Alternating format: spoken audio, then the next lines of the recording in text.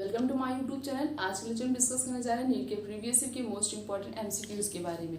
सबसे पहला क्वेश्चन है Nissl's granule occur in which part of the end what is their function. Nissl's granules कहाँ present होता है और उसका फंक्शन क्या होता है। First option is neuron and help in nutrition and increase metabolic activity of neuron.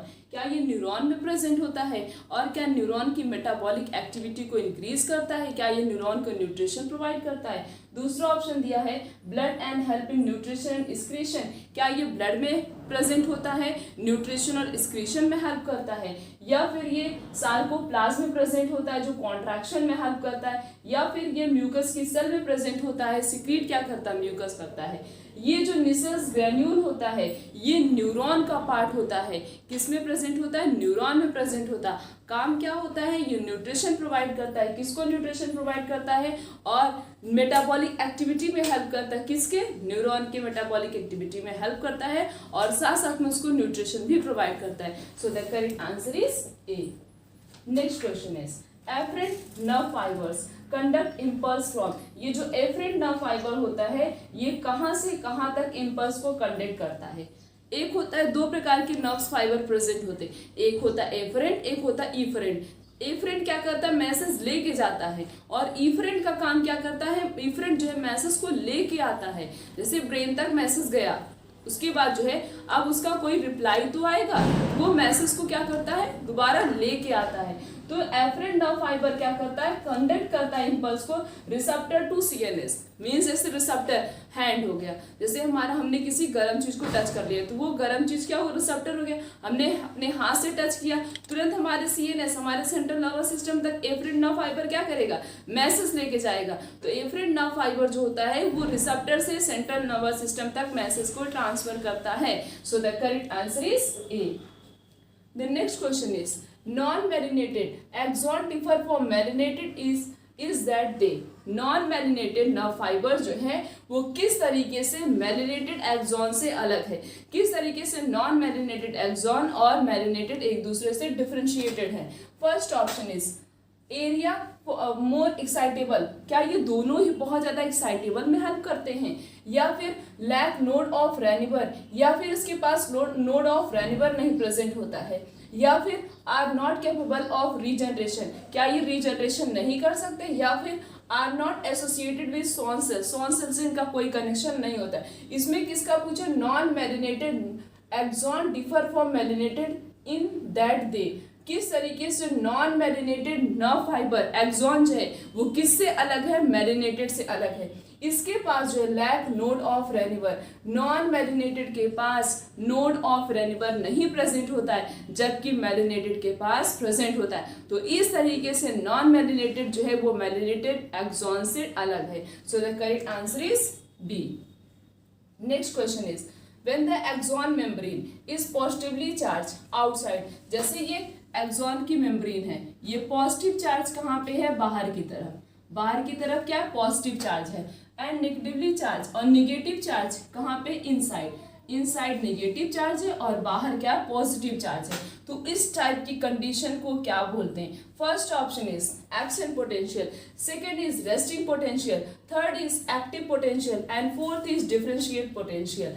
जब axon की मेम्ब्रेन आउटसाइड सरफेस पे पॉजिटिव चार्ज की होती और इनसाइड नेगेटिव चार्ज की होती, तो इस टाइप की कंडीशन को बोला जाता है रेस्टिंग पोटेंशियल। क्या बोलते हैं, रेस्टिंग पोटेंशियल। मींस अभी हमारी मेम्ब्रेन जो है वो जो हमारे नर्व्स है वो अभी रेस्ट में, अभी वो कॉन्ट्रैक्शन शो नहीं कर रहा है। तो this type of condition is known as resting potential. So the correct answer is B. Next question is in man the osmotic centre are associated in. Man में ऑस्मोटिक सेंटर कहाँ पे present होता, osmotic centre का मतलब होता है water को balance करना, वाटर को बैलेंस करना। तो ऐसा मैन में ऐसा कौन सा सेंटर होता है हमारे ब्रेन में जो कि वाटर की बैलेंसिंग में हेल्प करता है। First option is cerebrum, second is hypothalamus, third is pituitary gland and fourth is medulla. Hypothalamus बहुत इंपॉर्टेंट रोल प्ले करता है, या फिर हमें मतलब जैसे हमारी बॉडी में अगर जो है न्यूट्रिशन की कमी हो रही है, कुछ भी हो रहा है, तो ये कौन सिग्नल सेंड करता है? हमारा हाइपोथैलेमस करता है। तो ऑस्मोटिक सेंटर कहाँ पे प्रेजेंट होता है? हाइपोथैलेमस पे प्रेजेंट होता है। कहाँ प्रेजेंट होता है? हाइपोथैलेमस में। So the correct answer is B. The next question is, which part of the brain regulate the body temperature, hunger and the water balance? Brain का ऐसा कौन सा पार्ट है जब हमें भूख लगती है या हमें प्यास लगती है या फिर हमारी बॉडी के टेम्परेचर को वो पार्ट क्या करता है? कंट्रोल करता है। First option is hypothalamus, second is infundibulum and third is medulla oblongata and fourth is पोन्स।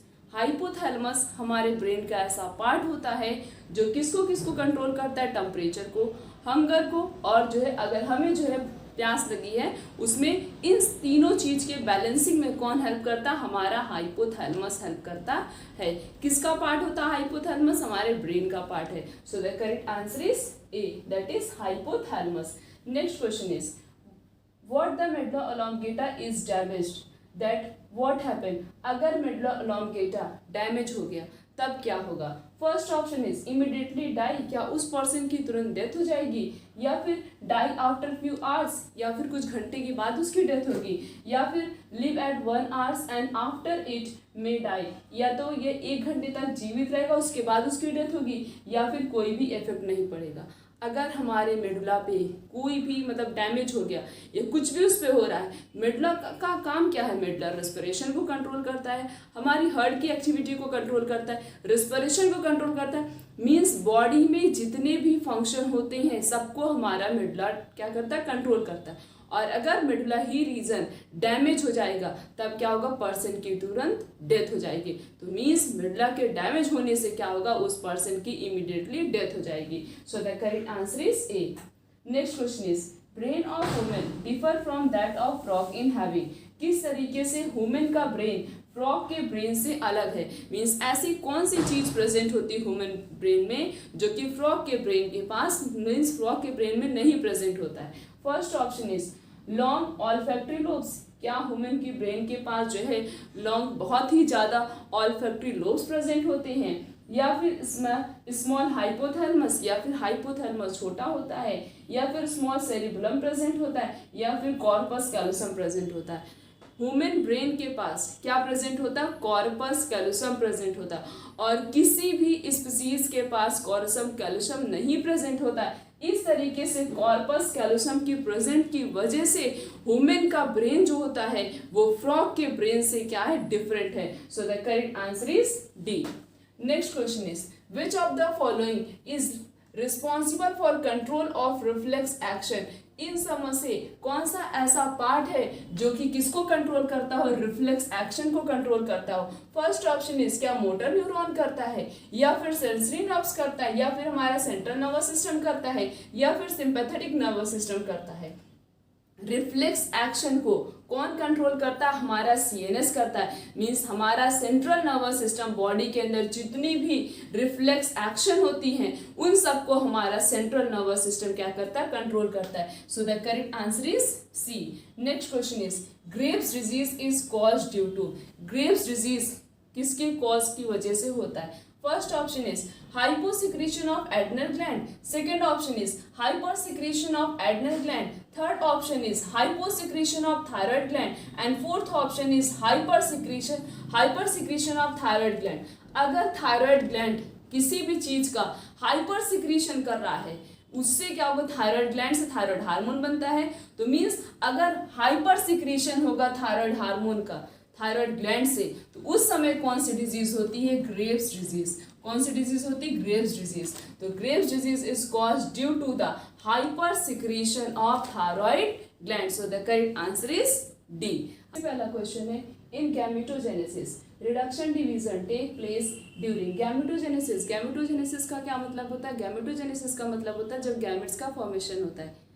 Mail के अंदर किस स्पर्म का फॉर्मेशन होता है, फीमेल के अंदर ओवम का फॉर्मेशन होता है। ये दोनों क्या है? एक प्रकार के गैमेट्स है। और जब गैमेट्स का फॉर्मेशन होता है उस प्रोसेस को कहते हैं गैमेटोजेनेसिस। तो गैमेटोजेनेसिस के समय reduction division take place during. Reduction division कब होता है? पहला ऑप्शन है मल्टीप्लिकेशन फेज। क्या मल्टीप्लिकेशन फेज में होता है, या फिर ग्रोथ फेज में होता है, या फिर फर्स्ट मैचुरेशन फेज में होता है, या फिर सेकेंड मैच्योरेशन फेज में होता है। गैमेटोजेनेसिस में रिडक्शन डिवीजन जो होता है वो कब होता है, जब पहला मैच्योरेशन मीन्स जिस समय गैमेट्स का मैच्योरेशन स्टार्ट होता है उस समय होता है। So the correct answer is C, that is first maturation division. Next question is longest phase of spermatogenesis is, spermatogenesis का सबसे लॉन्गेस्ट फेज कौन सा होता है। स्पर्मेटोजेनेसिस क्या होता है, formation of sperm in testis is known as spermatogenesis. Sperm का फॉर्मेशन होना टेस्टिस के अंदर उसे कहते हैं स्पर्मेटोजेनेसिस। पहला ऑप्शन है मल्टीप्लिकेशन फेज, क्या मल्टीप्लिकेशन फेज सबसे लॉन्गेस्ट फेज होता है, या फिर ग्रोथ फेज सबसे लॉन्गेस्ट फेज होता है, या फिर मैच्योरेशन फेज सबसे लॉन्गेस्ट फेज होता है, या फिर उसका जर्मिनल फेज सबसे लॉन्गेस्ट होता है। सबसे लॉन्गेस्ट फेज जो होता है स्पर्मेटोजेनेसिस में वो क्या होता है, मैच्योरेशन फेज। क्या होता है, मैच्योरेशन फेज। मैच्योरेशन फेज का मतलब होता है जब स्पर्म का मैच्योरेशन स्टार्ट हो रहा है, मीन्स अब स्पर्म क्या हो रहा है, मैच्योर हो रहा है। तो स्पर्मेटोजेनेसिस में सबसे लॉन्गेस्ट फेज हो गया maturation phase. So the correct answer is C. Next question is which piece of sperm is called the power house. Sperm के कौन से पीस को या बोले स्पर्म के कौन से पार्ट को पावर हाउस बोला जाता है। First option is head piece, second is neck piece, third is middle piece and fourth is tail piece. Middle piece को बोला जाता है, क्यों बोला जाता है, क्योंकि स्पर्म के जो मिडिल पीस होता है उसके पास माइटोकॉन्ड्रिया प्रेजेंट होता है। क्या प्रेजेंट होता है, माइटोकॉन्ड्रिया। और ये माइटोकॉन्ड्रिया एटीपी के फॉर्म में एनर्जी प्रोवाइड करता है। किसको एनर्जी प्रोवाइड करता है, स्पर्म को एनर्जी प्रोवाइड करता है। किस लिए प्रोवाइड करता है, फॉर द मूवमेंट, ताकि ये इजिली जो है मूव करके किस में चला जाए, फीमेल रिप्रोडक्टिव ट्रैक में चला जाए। तो मिडिल पीस के पास क्या प्रेजेंट होता है, माइटोकॉन्ड्रिया प्रेजेंट होता है। इसी वजह से स्पर्म के मिडिल पीस को पावर हाउस बोला जाता है। So the correct answer is C. Next question is the average duration of women pregnancy is about 9 month. Women pregnancy जो है उसकी एवरेज ड्यूरेशन कितनी होती है, 9 मंथ की होती है। विच इज कॉल्ड, और उसे क्या कहते हैं, मीन्स ये जो मतलब जब भी इम्प्लांटेशन हुआ, इम्प्लांटेशन से लेकर जब तक बेबी का डेवलपमेंट हो रहा है, इस गैप के पीरियड को क्या कहते हैं। पहला ऑप्शन है गेस्टेशन पीरियड, दूसरा ऑप्शन है पार्चुरेशन। पार्चुरेशन का मतलब होता है डिलीवरी ऑफ बेबी, उसे कहते हैं पार्चुरेशन। लैक्टेशन का क्या मतलब होता है, लैक्टेशन का मतलब होता है प्रेगनेंसी के बाद, मीन्स बेबी की डिलीवरी के बाद जब फर्स्ट टाइम मिल्क का सिक्रीशन होता है, मिल्क का फॉर्मेशन होता है मैमरी ग्लैंड के अंदर, उसे कहते हैं लैक्टेशन। उसके बाद इम्प्लांटेशन। इम्प्लांटेशन का मतलब होता है जब ब्लास्टोसिस्ट यूट्रस की इनर वॉल, और इनर वॉल कौन सी होगी यूट्रस की, दैट इज एंडोमेट्रियम, और उस एंडोमेट्रियम से जब जाके ब्लास्टोसिस्ट का अटैचमेंट हो जाता है उसे कहते हैं इम्प्लांटेशन। बचा क्या, गेस्टेशन। गेस्टेशन पीरियड क्या होता है, जब इम्प्लांटेशन होता है मीन्स फर्टिलाइजेशन हुआ, इम्प्लांटेशन हुआ, बेबी का डेवलपमेंट अब स्टार्ट हो गया।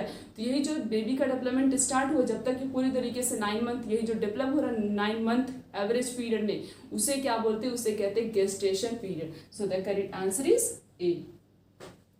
Next question is polar body produce during the formation of. Polar body का फॉर्मेशन कब होता है, वो किस समय प्रोड्यूस होता है। First option is sperm, second is oogonium, third is spermatocyte and fourth is secondary oocyte। Polar body का फॉर्मेशन कब होता है, सेकेंडरी oocyte के समय होता है। बट अगर ये क्वेश्चन पूछा है कि फर्स्ट पोलर बॉडी कब बनता है और सेकेंड पोलर बॉडी का फॉर्मेशन कब होता है, तो फर्स्ट पोलर बॉडी का फॉर्मेशन होता है जब सेकेंडरी oocyte के अंदर फर्स्ट मियोटिक डिवीजन होता है, तो पहला पोलर बॉडी बनता है, और उसी के बाद जो है उसी के अंदर जब सेकेंड मियोटिक डिवीजन होगा तो सेकेंड पोलर बॉडी का फॉर्मेशन होगा। यहाँ पे फर्स्ट और सेकेंड को डिफरेंशिएट करते हुए नहीं पूछा गया, यहाँ सिंपल पूछा गया कि पोलर बॉडी का फॉर्मेशन कब होता है। तो पोलर बॉडी का फॉर्मेशन कब होता है, कब प्रोड्यूस होता है, during the secondary oocyte। So the correct answer is D.